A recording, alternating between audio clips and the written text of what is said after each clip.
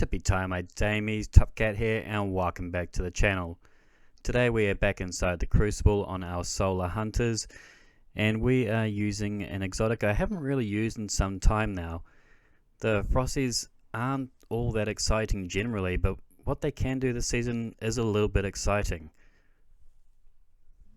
As with Solar 3.0 came a buff or trait, if you want to call it that, called Radiance. Radiance is going to give us a buff to our weapon damage, and with this we can turn some things that are generally 2 taps into 1 taps.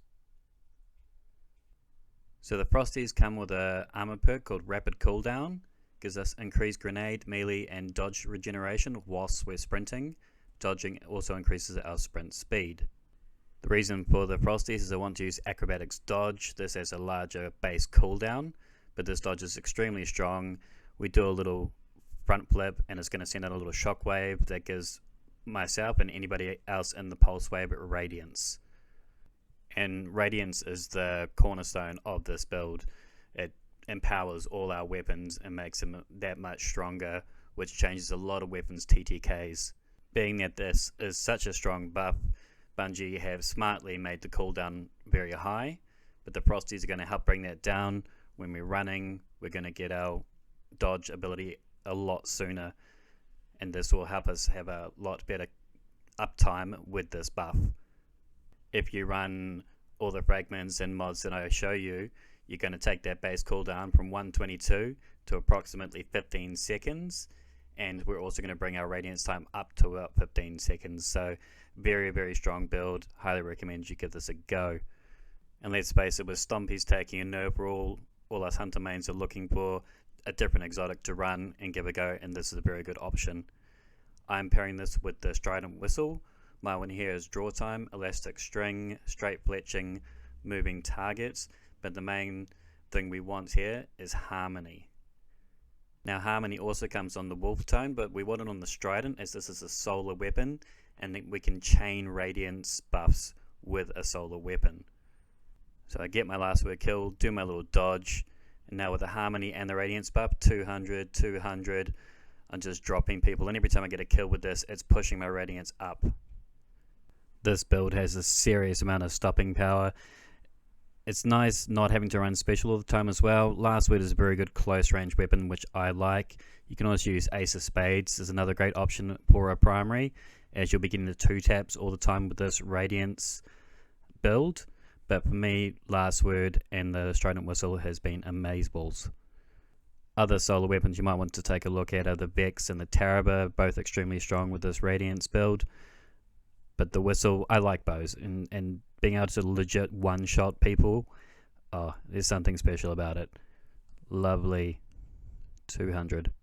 The one thing you do need to be prepared for though is the hate mail.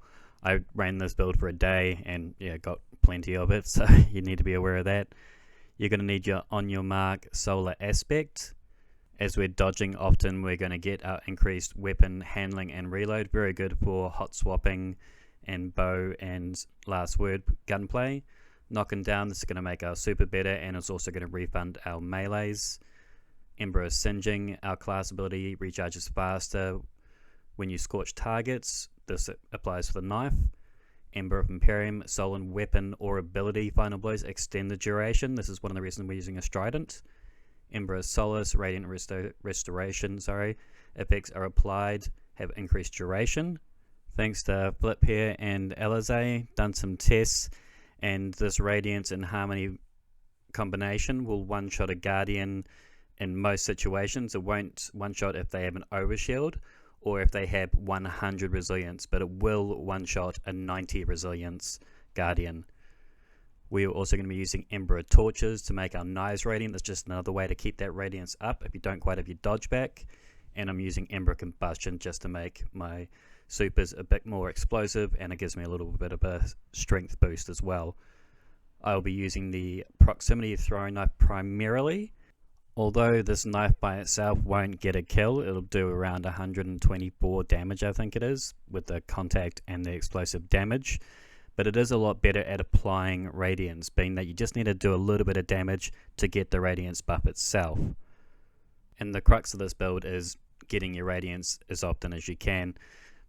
You can still use these tactically as well, so you just use them like trip mines almost.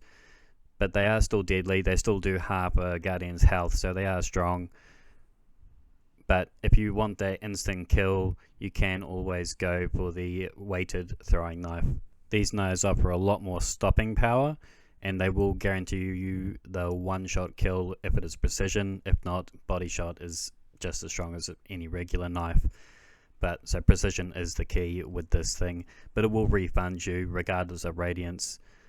So that is always a plus with these, but the stopping power is the main thing that you want for it. Getting those nice headshots, it's also very rewarding. Myself, I'm still going to be using the explosive throwing knives. On our armor, I'm going to be using utility kickstart 2-stacked. On our gauntlets, you can also use focusing strike. That way when you're getting melee damage, you're also going to be getting class ability. I didn't find this necessary personally, as the Frost-EE's done enough, so on my gauntlets I ran a hand cannon dexterity and a hand cannon loader. This just made my last word gunplay that much smoother.